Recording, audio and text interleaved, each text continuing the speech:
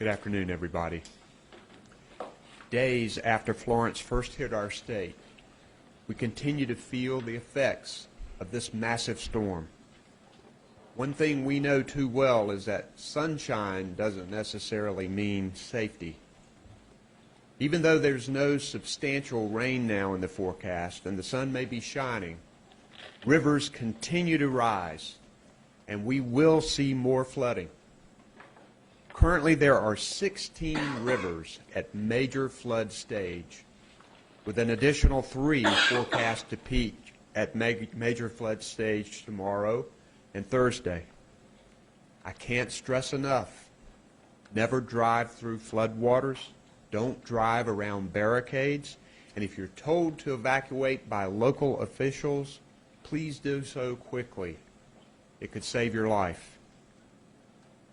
In other areas where waters have gone down, people have started digging out what remains of their homes and their communities. We're glad to have FEMA Administrator Brock Long here with us today, and I will ask him to give us more information. But to begin the FEMA process, call 1-800-621-FEMA, and to register via telephone that is for telephone, but to do it online, visit disasterassistance.gov. Here's some additional updates. As of this morning, North Carolina has 26 confirmed deaths due to this storm. We know North Carolina families and friends of these victims are suffering, and we extend our deepest sympathies to them. There are more than 1,100 road closures, including I-95 and I-40 still, numerous highways, and other primary routes. While road conditions are starting to improve in some parts of our state, rising creeks, streams, and rivers continue to make travel unsafe in many areas of our state.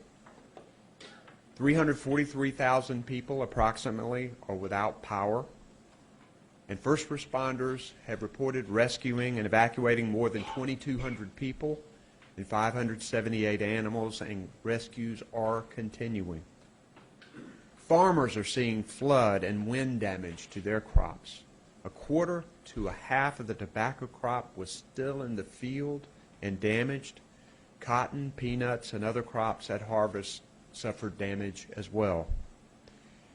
To the approximately 10,000 people staying in our shelters, and the countless more who are staying with friends and families or in hotels.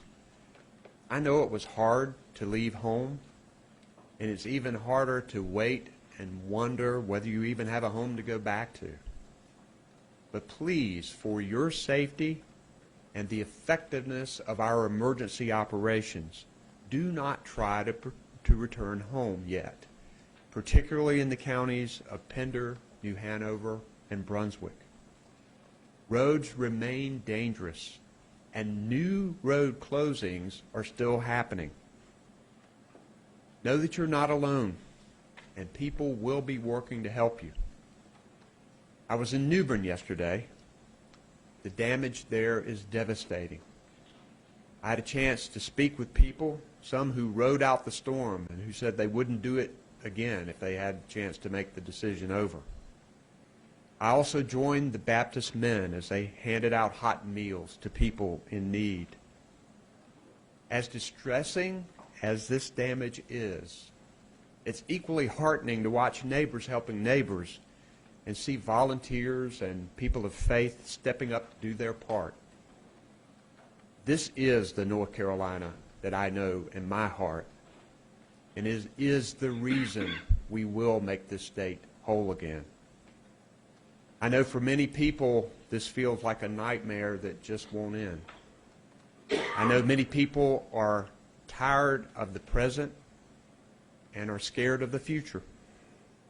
But please know we will not give up on you. I want to recognize Mike Sprayberry. Mike. Thank you, Governor, and good afternoon, everyone. The State Emergency Operations Center is still activated at a level 1 with all of our state, federal, partners, with volunteers, and also the folks from the private sector on day 9 of the operation for Hurricane Florence. I want to stress to everyone that we need to remain vigilant, as many of our rivers in eastern North Carolina will be cresting over the next few days, in fact through Saturday. Significant out of the riverbank flooding is expected and will continue to impact the state.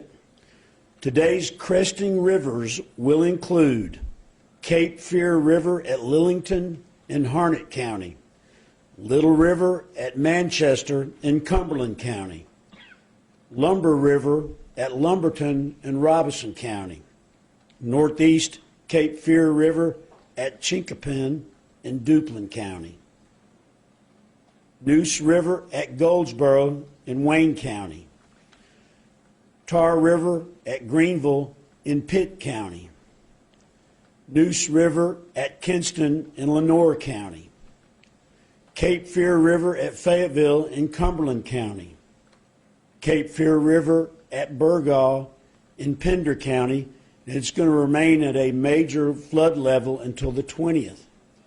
The Trent River at Trenton in Jones County, it also will remain at a major flood level until the 20th. And then the Lumber River at Fairbluff in Columbus County. We urge all of our residents to log in to our flood inundation mapping and alert network at fiman.nc.gov. That's fiman.nc.gov. That way you'll be able to see what roads and structures are going to be flooding, and you can also sign up to be notified by text or email when the rivers begin to rise in your area. Here at the State Emergency Operations Center, we continue to be engaged in large-scale search and rescue operations as well as logistical resupply. We've received over 3,000 resource requests in the last 9 days from our county partners, and we continue to push out resources as quickly as possible, both by land and by air. There are now 4 mass feeding kitchens operating in Washington, New Bern, Lumberton, and Kinston, and we anticipate having 4 more operating shortly.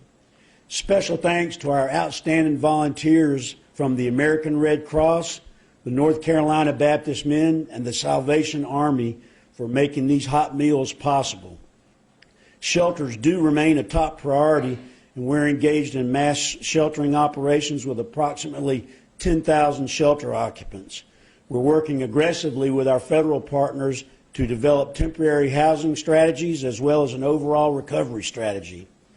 As a reminder, it's important to note that all 911 centers are operational. When you call, you may be answered from a 911 center in another county, but responders will be dispatched to your county as normal, right from your own county. This is how the 911 backup center system works.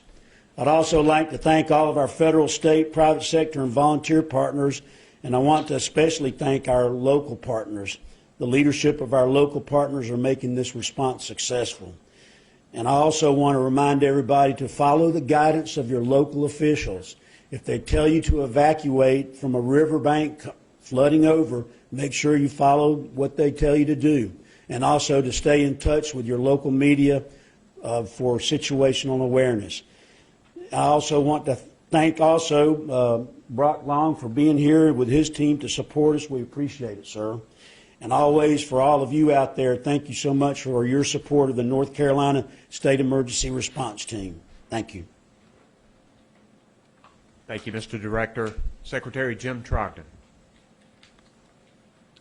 Thank you, Governor. Jim Trogdon, Secretary of Transportation. Today we have 255 primary roads closed due to flooding across the state. That's down from yesterday's 356. On interstates, we have 2 major interstates still closed, I-40 and I-95, in 19 separate locations. And then on U.S. routes, our other major routes, 93 locations that are closed. As roads are clearing in the northeastern part of our state, they're also flooding in the Piedmont. So be cognizant. You see the map before you how the black dots are moving a little westward.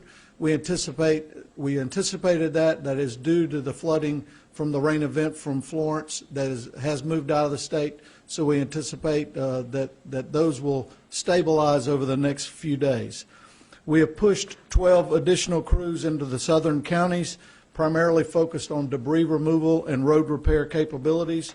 And then we're also working since Sunday contingency plans in case our routes due to the riverine flooding that will crest later this week, contingency planning to support additional resources being able to go into New Hanover and Brunswick and those southern counties. Those additional resources that we're planning on are our ferries are going back to reestablish between our reestablished service for first responders and logistics support only from Fort Fisher down to Southport. And then we're also, and you see on the slide to your left, we've requested the marine vessel Cape Ray, which is coming off of a mission in Florida, to be available to us to come to the port of Morehead.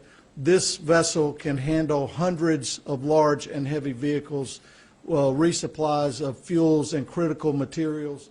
We're opening our ports at Morehead and Wilmington by tomorrow. We'll be able to support this vessel, and it can move large amounts of goods and services down into Wilmington in case our primary routes that we're servicing those areas are closed by riverine flooding.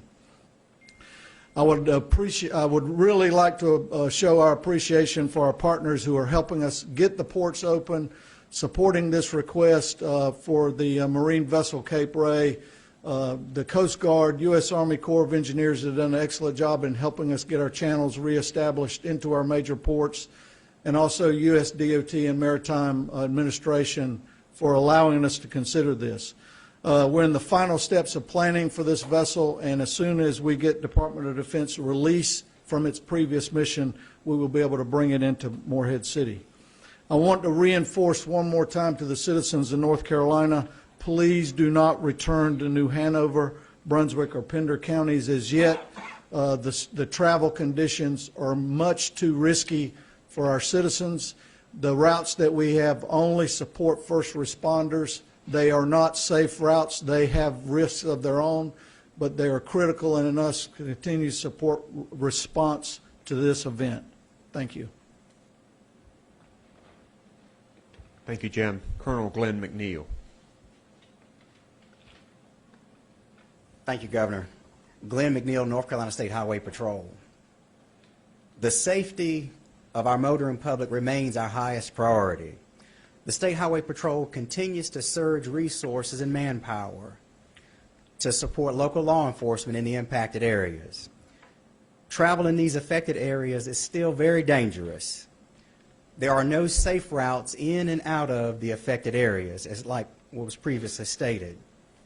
Since our last briefing over the last 24 hours, our troopers have responded to 126 collisions and 370 calls for service in our Troop A and Troop B areas.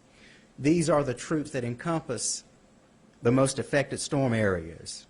We continue to urge motorists, do not try and cross flooded roadways. If you find yourself in a flooded roadway scenario, we encourage you to follow the following tips. If you're trapped in a flooded water while in your vehicle, climb out of the window if your electrical system is still operational. If not, wait until the vehicle begins to partially fill with water and open the door to exit. If you cannot exit the vehicle and you need to bust out a window, we encourage you to fight as hard as you can to bust out the top left and the top right portion of the front windshield and then safely exit the vehicle. If you have to travel into these areas or leave your home if you currently live in the area, we're asking everyone to please visit drivenc.gov to avoid traveling into dangerous and closed roadways, and to avoid the rumors that are being circulated that some of these roadways are about to open. That's simply not the case. So please stay tuned to your local media and also visit drivenc.gov to make sure that you can verify the road route that you plan to take. Thank you. Thank you, Colonel. Dr. Mandy Cohen.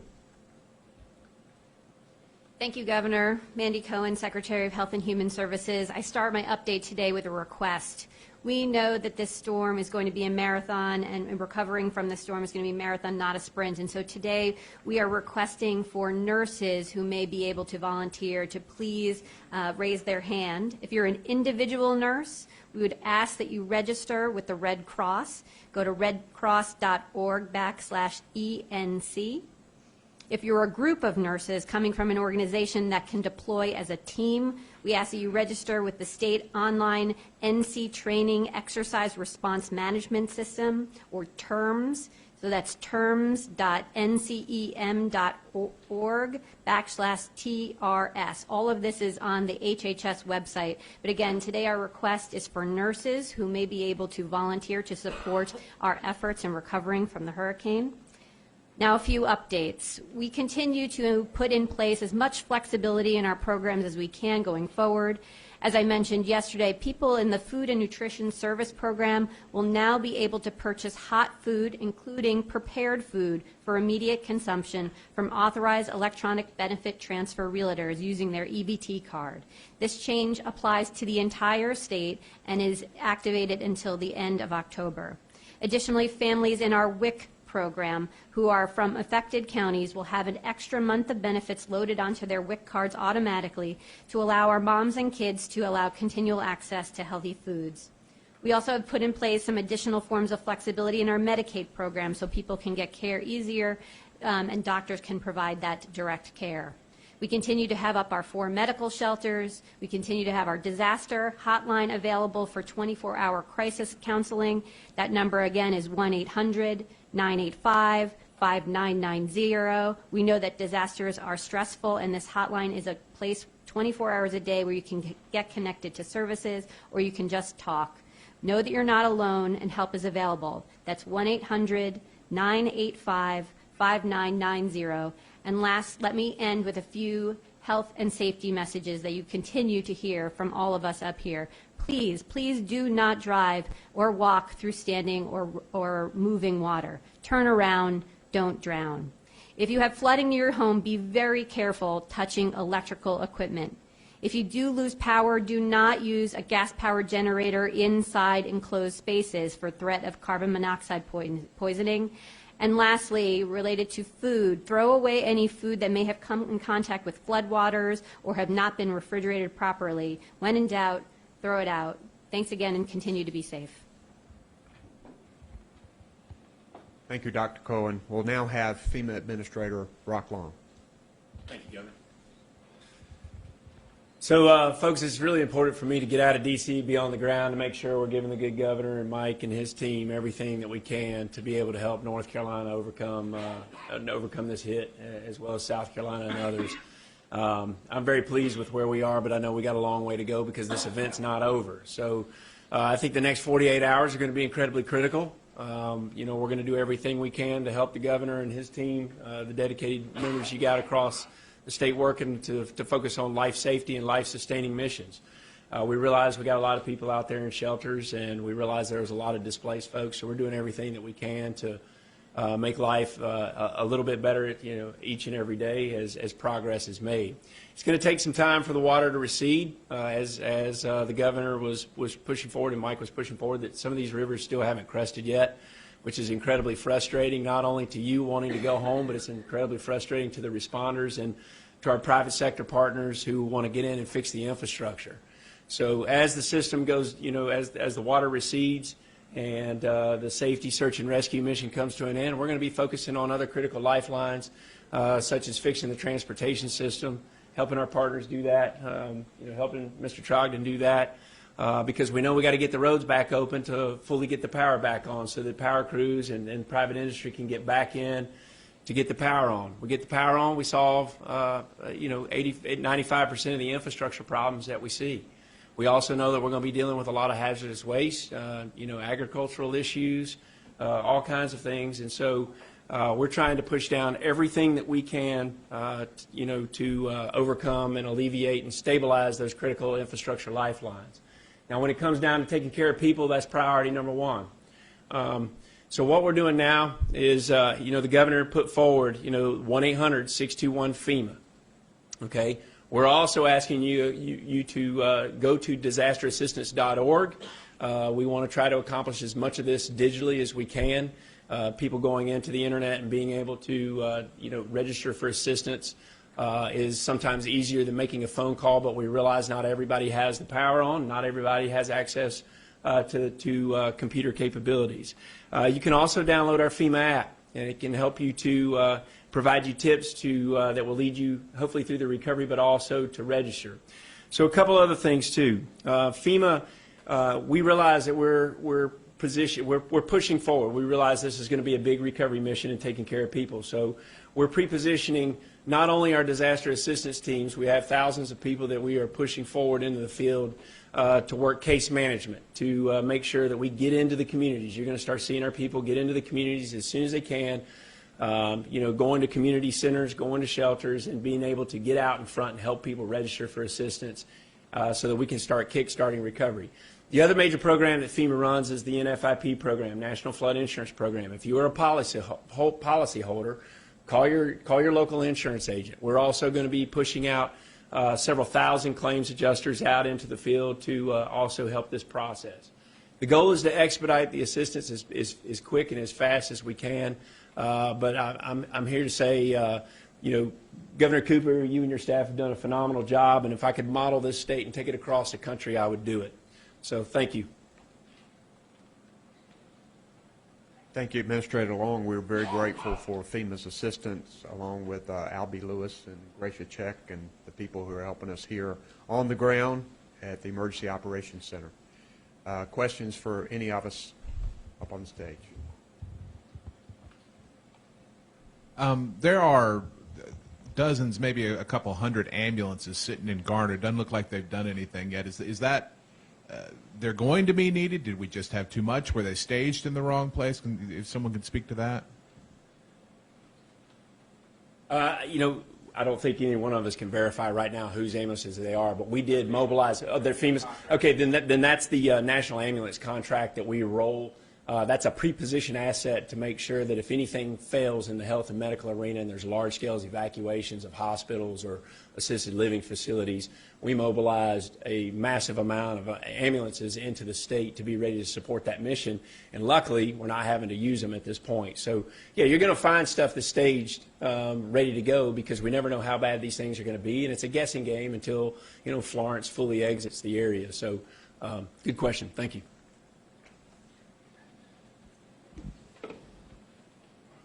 Gary Robertson, AP, about some water infrastructure issues. Could you talk about evaluations of dams, how that's going in terms of getting an update on that, and also on wastewater treatment plants? Have there been, how would you describe failures of those systems, and what kind of danger may they have to people? So the dams appear to be holding, and we are working closely with DEQ to have flyovers of dams to make sure that they're being looked at and analyzed, what the water levels look like, so we don't see any issues with that. We did have a small dam failure this week in Brunswick County, but there were no households in the inundation map. And what was the other part of the question? Right, watching that very carefully. We have a water system failure in Southport. But we got parts on the way, and so we think that'll be mitigated shortly. We are worried about other water systems as the rivers begin to crest, so everybody's watching that closely as well. We have some equipment on standby because, as you know, it's when you have a water system fail totally, that's a big issue. So we're watching that closely, but I haven't had any significant water systems totally fail yet. I will tell you that I do know that Jones County was having some issues, but Craven County had interconnects with Jones, so did Havelock, and so they turned on those interconnects and maintained the water system. So things are working, backup plans are working, no major issues. Amy Elliott with Spectrum News. I know a couple days ago we were hearing about several hundred complaints about price gouging. Do we have an update to that number, and is there anything in particular people need to be aware of, if so? I don't have an update to the number. You know that you can go to 8775-NO-SCAM to report any kind of price gouging. One thing I do know is that our business community as a whole have really pulled together and have helped out. There are dozens and dozens, and probably into the hundreds and thousands of the smaller businesses that have pitched in to help. So most of the business community is doing great work right now. Every once in a while, you'll have somebody who will violate the price gouging law. We're asking people to report them. I know the Attorney General is investigating some of them, gas prices being one.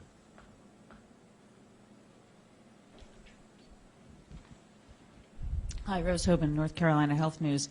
Wanted to just get a little bit more detail on the medical shelters. You know, how many folks you have there? And you had mentioned to me earlier this weekend, Dr. Cohen, that perhaps there might be a fifth shelter opened. What's the status there? Thanks for the question. We have 4 shelters open right now and have a lot of bed availability. So right now we do not believe we need a 5th shelter. I can get you those exact numbers, but we're seeing about 75% occupancy in each of those. Thank you. I know we're still in recovery mode, but I'm sure also some thoughts have spun forward to rebuilding. And I wonder, with Mr. Long, with you here, what are we or can we do different this time, if anything, given that, you know, we've had Matthew and now we've had Floyd? I mean, is there any different thinking long-term in how we react to these storms and how we rebuild and where we rebuild? We want to be smarter.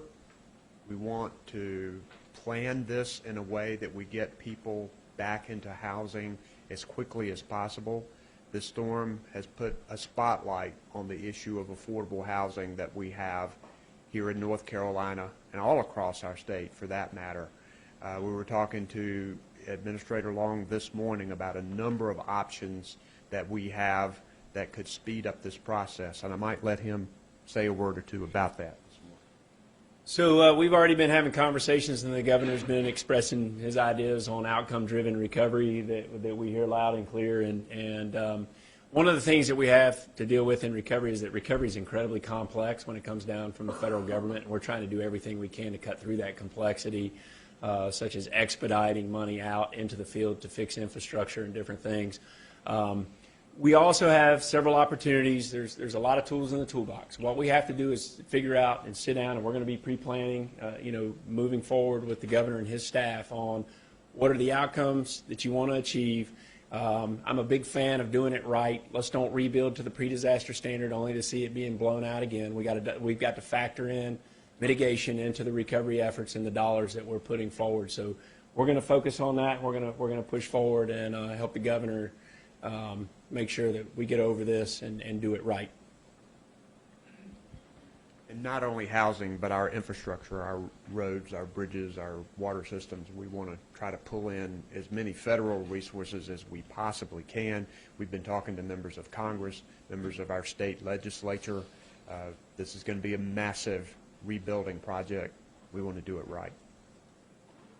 Governor, so you met with Administrator Long today. Is there anything specific that you told him or his staff that you need or that you feel like has not met the expectations of the state?